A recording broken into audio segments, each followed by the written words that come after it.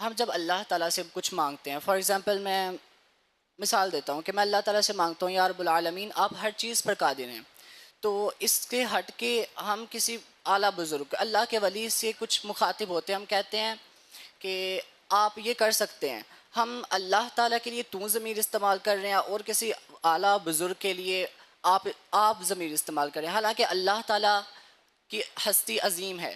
تو اس کے بارے میں کیا ہے؟ وہ بیٹے وہ اللہ کو تو کہنے میں کوئی حرج نہیں ہے، کیونکہ ویسے بھی اللہ تو واحد و یکتا ہے نا. جیسے کہ پیار میں ماں کو بھی تو بولتے ہیں، بڑے بھائی کو بھائی جان، آپ. ماں کو تو بولتے ہیں نا، اکثر تو بولتے ہیں ماں کو. تو یہ بھی ہے کہ پیار ایک نات، پھر یہ کہ وہ عرف پر بھی ہوتا ہے. اور انگلش جس کے پیچھے دنیا دوڑی پھر رہی ہے، اس میں آپ کہاں ہیں؟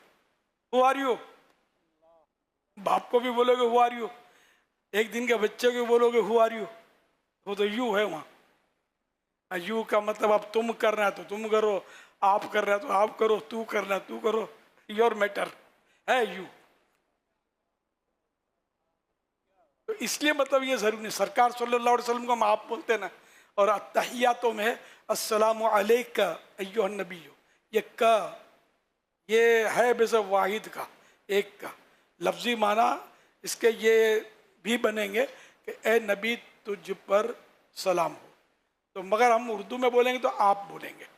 جب الصلاۃ والسلام علیکہ یا رسول اللہ بولتے ہیں، یہاں بھی کاف ہے. الصلاۃ والسلام علیکم یا رسول اللہ بولیں گے تو لوگوں میں سمجھائیں گے کہ یار تم غلط پڑھ رہے ہو. تو One thing more وہ that رائج ہوتا ہے. اسی طرح اشعار میں بھی تو بولا جاتا ہے، تو جہاں ضرورت ہوتی ہے سرکار کے لیے بھی لفظ تو بولا جاتا ہے. واہ کیا جود و کرم ہے شہ بطحا تیرا. تو یہاں تحسین کلام. تو اس لیے مطلب اللہ پاک کو ہم نے تو بولنا ہے کہ ہمارے علماء نے تو کہنے کی ہی ترغیب دی ہے. کیونکہ وہ آپ کہنا، کچھ لوگ کہتے ہیں آپ، تو وہ مطلب ایک ان کا انداز ہو گیا، تو اس لیے اس سے بچنا ہے تو کہنا ہے. کوئی حرج نہیں، شرن اس میں کوئی کا بات نہیں ہے. بڑے بڑے جید علماء تو کہہ رہے ہیں، لکھ رہے ہیں. اعلیٰ حضرت رحمۃ اللہ علیہ نے بھی تو لکھا ہے.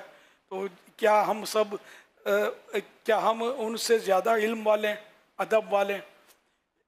مولانا جمیل احمد نعیمی صاحب رحمۃ اللہ علیہ سید قطب مدینہ خلیفہ تھے. ایک بات بہت پرانی بات، دعوت اسلامی سے پہلے کی بات ہے. میں ان کے درس میں بیٹھا تھا، درس قرآن غالباً کر رہے تھے. تو اس ضمن میں انہوں نے بتایا کہ وہ کسی نے واہ کیا جود و کرم ہے شہ بطحا تیرا، یہ کلام اعلیٰ حضرت کا پڑھنا شروع کیا. لیکن وہ ہر بار تیرا کے بجائے وہ کہتا تھا واہ کیا جود و کرم ہے شہ بطحا آپ کا. اب بولتے بولتے اس شعر پر آیا، آسماں خان زمیں خان زمانہ مہمان. آسماں خان زمیں خان زمانہ مہمان، صاحب خانہ لقب کس کا ہے؟ آپ کا. آپ کا. تو پھر فرما رہے تھے کہ مجھ سے رہا نہیں گیا. میں نے کہا میاں اعلیٰ حضرت سے زیادہ تم ادب والے نہیں ہو،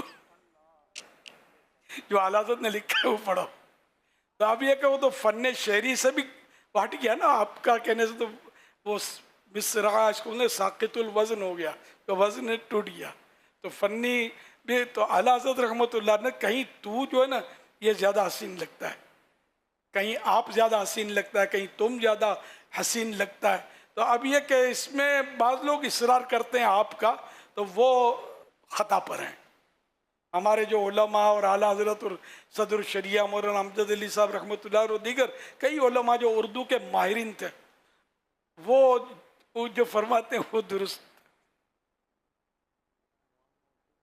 صراط الجنان جو تفسیر ہے قرآن کریم کی، مکتبۃ المدینہ کی چھپی ہوئی 10 جلدوں پر ہے. اس میں لکھا ہے بندے پر لازم ہے کہ وہ ہمیشہ اللہ تعالیٰ کے لیے واحد یعنی سنگولر کا صیغہ بولے، کبھی جمع کا صیغہ نہ بولے. جیسے یوں کہے کہ اے اللہ تو میرا رب ہے، یوں ہرگز نہ کہے کہ اے اللہ آپ میرے رب ہیں، کیونکہ اس میں شرک کا شائبہ ہے. آپ ہیں اس میں جو توحید کے منافی ہے، جو توحید سے ہٹ کر ہے. یعنی مناسب یہ ہے کہ اللہ تعالیٰ کے لیے واحد یعنی سنگولر کا صیغہ استعمال کیا جائے. تو یہ جو اسماعیل حقی کی صدیوں پرانی کتاب ہے روح البیان، یہ اس کے حوالے سے صراط الجنان کی جو تفسیر ہے قرآن کریم کی، اس میں یہ لکھا ہوا ہے، اور بات مضبوط ہو گئی نا الحمدللہ.